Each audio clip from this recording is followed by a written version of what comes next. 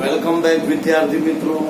ભાઈ last time આપણે ભણી ગયા હતા ઇનડાયરેક્ટ સ્પીચના 8 નિયમો. હવે યાદ રાખજો વિદ્યાર્થીઓ, ભાઈ જેને આ 8 નિયમ મોડે થઈ ગયા, ભાઈ એનો મીનિંગ એવો નથી કે એ ડાયલોગ લખી શકે, કેમ કે 8 નિયમ જેને આવડે એટલે સમજી લો ભાઈ એનું 80% કામ પૂરું થઈ ગયું. પણ હજી 20% તમારે ડાયલોગના નિયમ સમજવા પડે. ભાઈ ડાયલોગના નિયમ ના આવડે તો તમે ઇનડાયરેક્ટ સ્પીચના જે બંચ જેને આપણે ડાયલોગ કહીએ ભાઈ એ ન લખી શકાય. તો ચાલો વિદ્યાર્થી મિત્રો, તમને 8 નિયમ A to H મોડે થઈ ગયા હશે, અને ભાઈ જેને ના થયા હોય ને મોડે કરી નાખજો. આજે આપણે ભણીશું ડાયલોગના નિયમો, અને બધા વિદ્યાર્થી મારી સાથે જ લખશે. જો ભાઈ મેં બોર્ડ ઉપર હેડિંગ માર્યું છે ડાયલોગના નિયમો, જે યાદ રહેવા જોઈએ. લખો મારી સાથે પહેલો નિયમ. હવે અત્યાર સુધી મેં તમને છે ને એક વાક્ય ભણાયા. હવે આ એક વાક્યમાં તમને બોલનાર પણ ખબર હતી અને તમને સાંભળનાર બી ખબર હતી. ભાઈ હવે આવશે બંચ, અને બંચમાં તમારી જાતે નક્કી કરવાનું ભાઈ કે કોણ વાક્ય બોલે છે અને કોણ સાંભળે છે. ભાઈ અમુક વાર બોલનાર આપશે, સાંભળનાર નહીં આપે, તો તમારે બીજું વાક્ય જે બોલે એ પહેલું વાક્ય સાંભળતું હોય એવું શોધવું પડે. અને અમુક વાર તો 3-4 વાક્ય પતી જાય ત્યાં સુધી ખબર ના પડે કોણ બોલતું હતું. તો વિદ્યાર્થી મિત્રો, ગભરાવાની કોઈ જરૂર નથી. ધ્યાન આપશો તો બધું જ આવડશે. એટલે પહેલો નિયમ, સૌ પ્રથમ વાક્યને કોણ બોલે છે, કોણ બોલે અને કોણ સાંભળે છે તે શોધી કાઢો. યાદ રાખજો, જો આમાં ભૂલ કરી તો તમારા નિયમ પ્રમાણે વાક્ય સાચું, પણ હવે બોલનારને બદલે તમે સાંભળવાર લખી નાખ્યું, સાંભળનારને બદલે તમે બોલનાર લખ્યું, 0 માર્ક્સ. એટલે યાદ રાખજો વિદ્યાર્થી મિત્રો, પહેલા તો એ નક્કી કરો કે ભાઈ વાક્ય કોણ બોલે છે અને કોણ સાંભળે છે. ભાઈ આ નક્કી કરવું પડે. બીજો નિયમ, બધા જ વાક્યો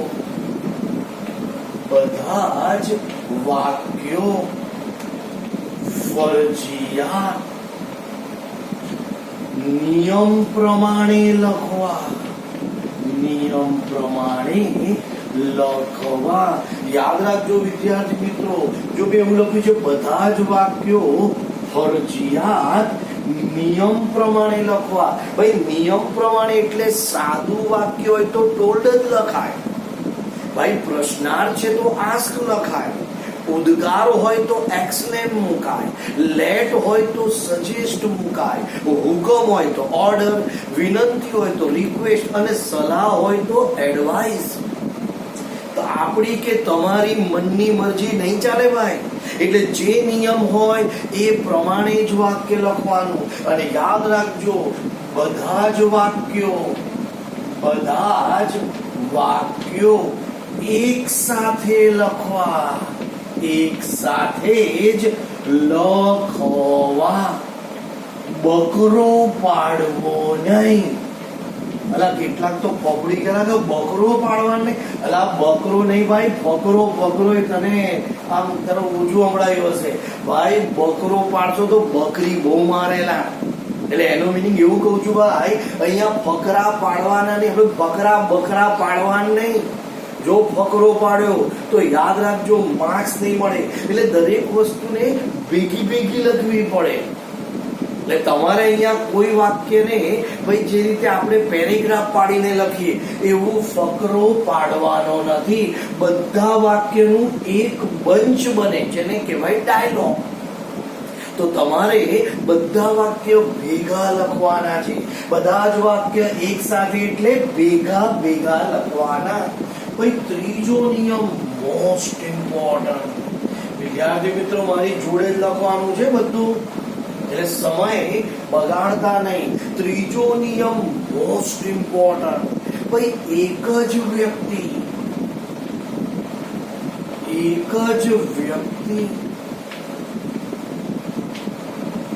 એક કરતા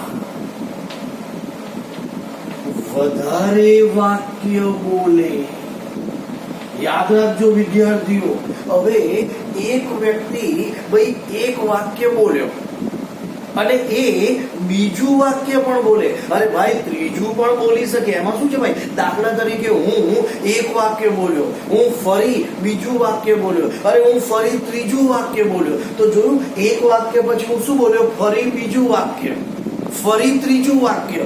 એટલે હું એક સાથે પહેલું, બીજું અને ત્રીજું. તો જ્યારે બી ડાયલોગમાં એક જ વ્યક્તિ ભાઈ પહેલું વાક્ય બોલે તો એવો નિયમ છે, પહેલું વાક્ય પતી જાય ને એટલે તમારે ભાઈ એ ફરીથી બીજું બોલે છે તો એ ફરીથી બીજું બોલે ને તો ફરીથી માટે ઇંગ્લિશમાં લખાય એન્ડ અગેન.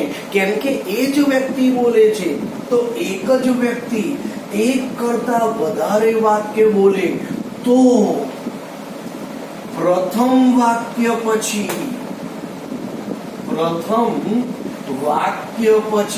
એટલે કે પહેલું વાક્ય પતી જાય ને એટલે બીજું ફરીથી બોલે તો ઇંગ્લિશમાં એ ફરીથીને શું કહેવાય? And again. તો પ્રથમ વાક્ય પછી એન્ડ અગેન મૂકી, યાદ રાખજો ભાઈ, એન્ડ અગેન મૂકી બીજા વાક્યના નિયમ પ્રમાણે લખો. હવે વિદ્યાર્થી મિત્રો યાદ રાખજો, હું એક વાક્ય બોલ્યો, હવે હું ફરી બીજું બોલું છું તો શું લખાય? પહેલું વાક્ય પતી ગયા પછી ફરી બોલો એટલે અગેન. હવે એન્ડ અગેન મૂકો ને તો જો એવો નિયમ છે બીજા વાક્યના નિયમ પ્રમાણે લખો. કોઈ વિદ્યાર્થી કહેશે ને આ બીજા વાક્યના નિયમ પ્રમાણે, એકદમ સિમ્પલ ભાઈ, પહેલું વાક્ય પતી ગયું, બીજું હું બોલું છું એટલે તમે એન્ડ અગેન લખ્યું, પણ બીજું વાક્ય સાદું છે તો તમારે આવું લખાય એન્ડ અગેન ટોલ્ડ. ભાઈ બીજું વાક્ય પ્રશ્નાર્થ છે તો તમારે લખાય એન્ડ અગેન આસ્ક. અરે બીજું વાક્ય ઉદ્ગાર છે તો તમારે આવું લખાય એન્ડ અગેન એક્સક્લેમ. ભાઈ બીજું વાક્ય લેટ નું છે, એન્ડ અગેન સજેસ્ટ. અરે બીજામાં હુકમ કરે છે, એન્ડ અગેન ઓર્ડર. અરે બીજામાં વિનંતી, એન્ડ અગેન રિક્વેસ્ટ. અને બીજામાં સલાહ આપે છે ભાઈ. તો તમારે પહેલું પતી ગયા પછી શું લખો? And again. સલાહ એટલે એડવાઇસ. તો વિદ્યાર્થી મિત્રો ખબર પડી, એક વાક્ય પતી જાય અને બીજું કોઈ બોલે એટલે વચ્ચે એન્ડ અગેન. અને બીજાનો જે નિયમ હોય સાદો તો એન્ડ અગેન ટોલ્ડ, પ્રશ્નાર્થ તો એન્ડ અગેન આસ્ક, ઉદ્ગાર તો એન્ડ અગેન એક્સક્લેમ. એવું તમારે લખવાનું. અને ત્રીજું વાક્ય બોલે તો પાછું બીજા પછી એન્ડ અગેન અને ત્રીજાના નિયમ પ્રમાણે.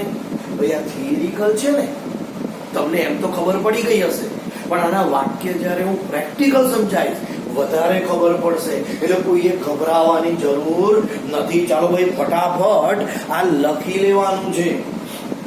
ફોટો મળી જશે પણ ભાઈ ફોટાની બહુ આશા રાખવાની નહીં, મારી જોડે જ લખી લેવાનું.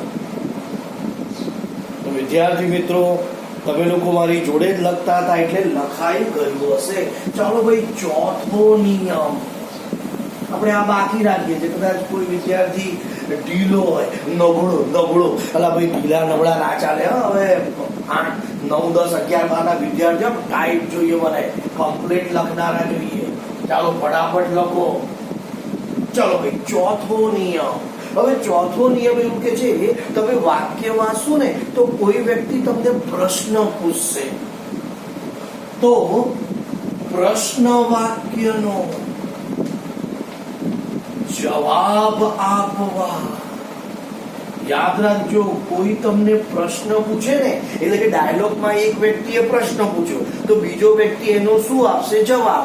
તો ભાઈ વાક્યમાં એવું કહેવાય પ્રશ્ન વાક્યનો જવાબ આપવા માટે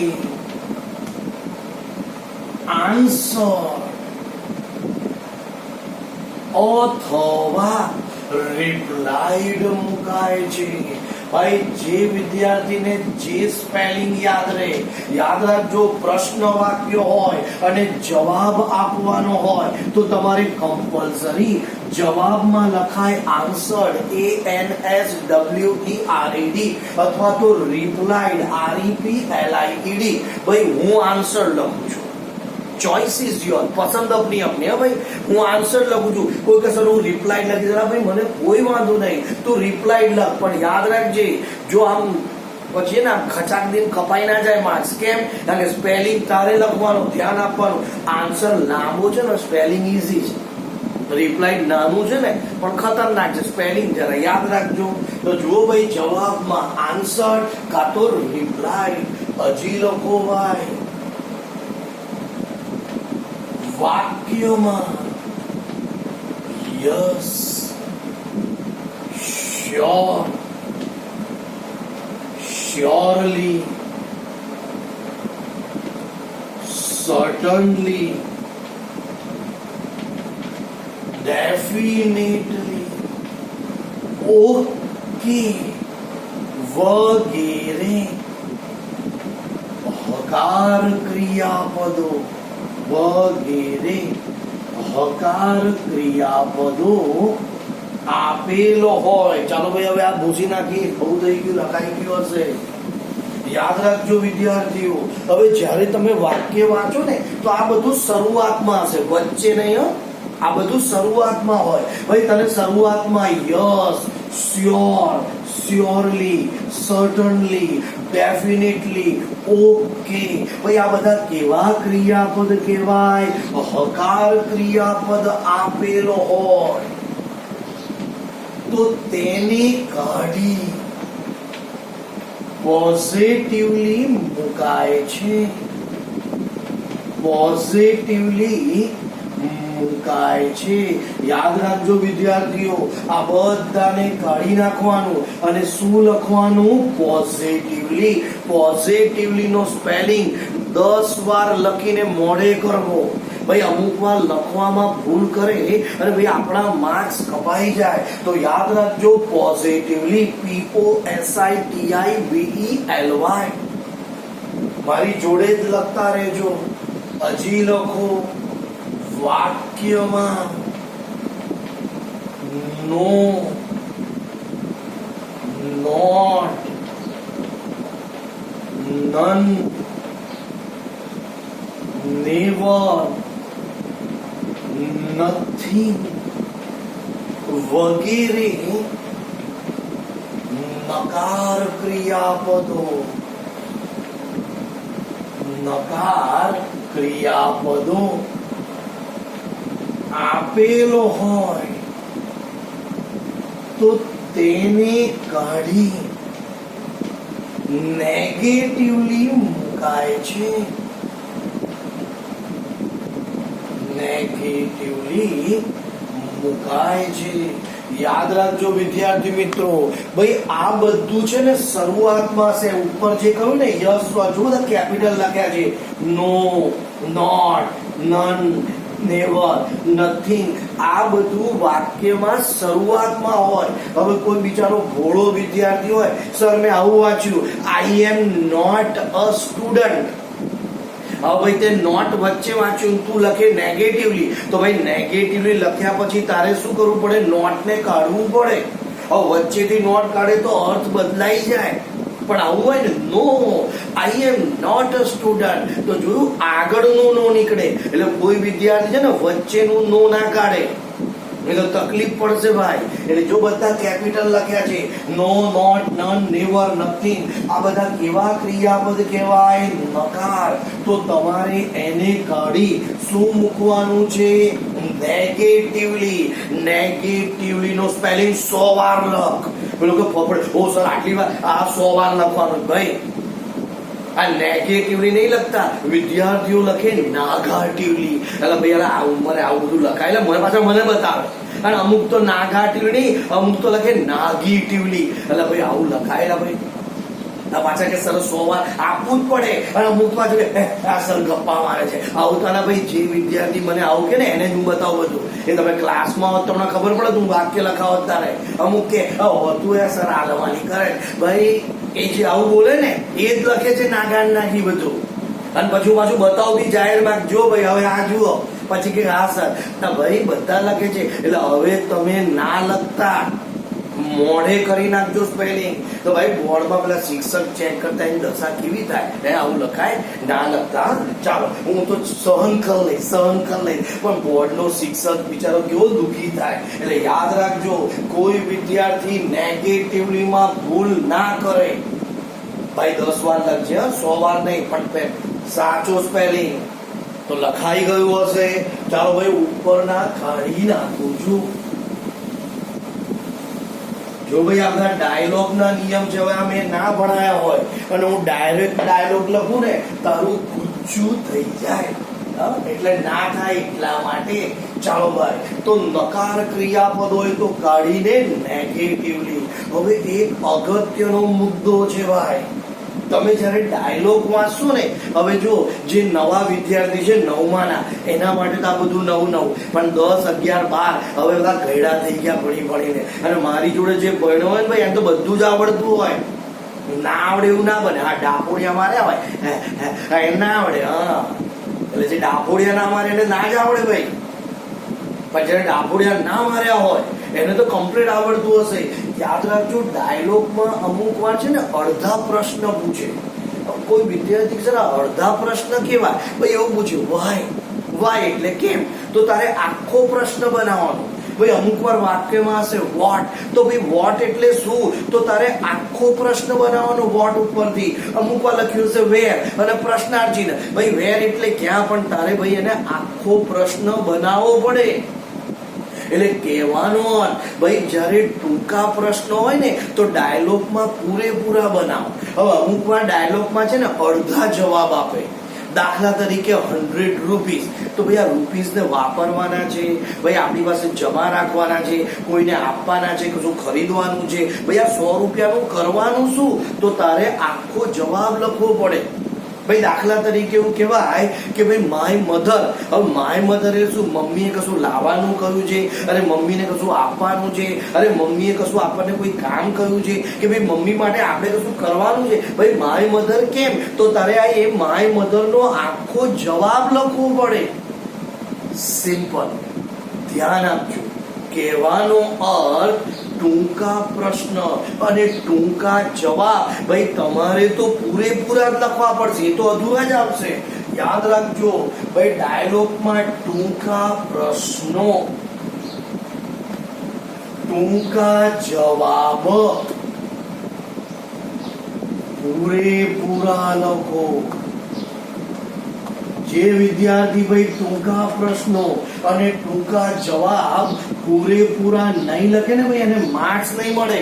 યાદ રાખજો ભાઈ, ડાયલોગમાં તારે પ્રશ્ન પૂરેપૂરો લખવો પડે જાતે, અને બીવાની કોઈ જરૂર નહીં, હમણાં શીખવાડી જ દઈશ.